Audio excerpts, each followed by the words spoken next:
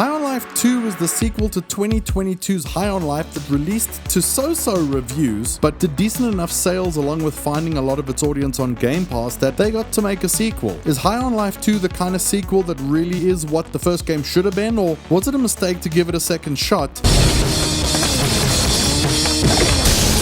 Let's take a look. High on Life 2 begins with a bunch of flashbacks that set up how you've essentially become a super famous bounty hunter after the events of the first game, including doing things like going on to talk shows and things like that. What else is there to say? I mean, you've done it all. Saved humanity, traveled the galaxy. I guess the only question I have left is, what's next? A bunch of clever ideas have also been incorporated into the game to help you catch up on the events of the past game, as well as get more info about the different characters, who, if you didn't know, are often some of your weapons as well.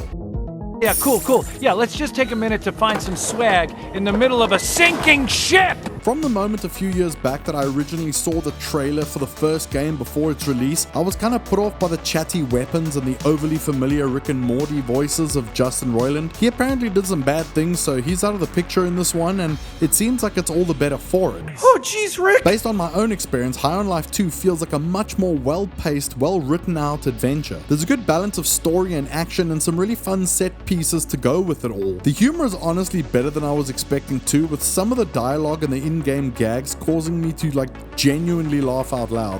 What did you do? That was my son! He's normally a very calm boy. The gameplay's been surprisingly fun, and as I did mention before, the pacing has felt pretty good and never let me feel like there was just too much chatting, too much walking around, or too much gunplay that I got tired of it and then felt desperate, like I just wanted to move on. Heck, to mix things up, I even experienced a full-blown murder mystery whodunit that ended up being pretty entertaining and a welcome change of pace before getting back into the big crazy action set pieces once more. The game also brings with it the first time I think I've ever actually experienced skateboarding in first person in a video game, and it actually works out really well too. Sort of got a halo thing going on here. It all comes together to feel a little bit like a mixture of Sunset Overdrive and Doom Eternal, with a bit of Halo and a few other shooters sprinkled in. We probably don't want to get on the radar of their boss. He's a tough cookie named Craig Button. Boss battles are quite interesting too, with a few little quirks and moves that you need to figure out in order to win, almost like a Super Mario game mixed with a shooter, and the writing really adds some good humor to the fights as well. Although I will say that in some instances, when it comes to the action sections and the shooting, they were actually decently tough and sometimes even a little frustrating, and took me a few attempts to get through.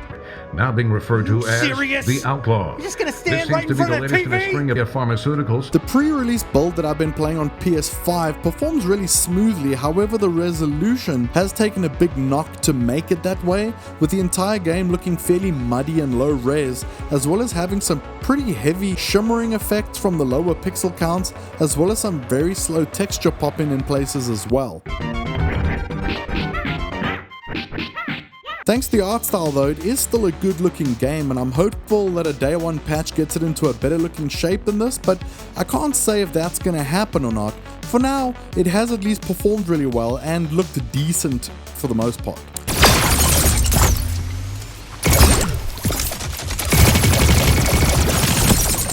At the start of every year, I always wonder which games are going to end up being my unexpected pleasant surprises, and I'm quite happy to say that based on my time with High on Life 2, it's the first one that's going to be going in that list. We didn't know you'd be like this when we agreed to play!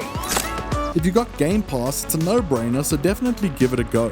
If, however, you are looking to purchase it, I'd recommend it to any really big fans of the first game, and it's not a terrible option if you're looking for a fun shooter to play. But as with almost any games these days though, there's no huge reason to buy it day one unless you're dying to play it for some reason.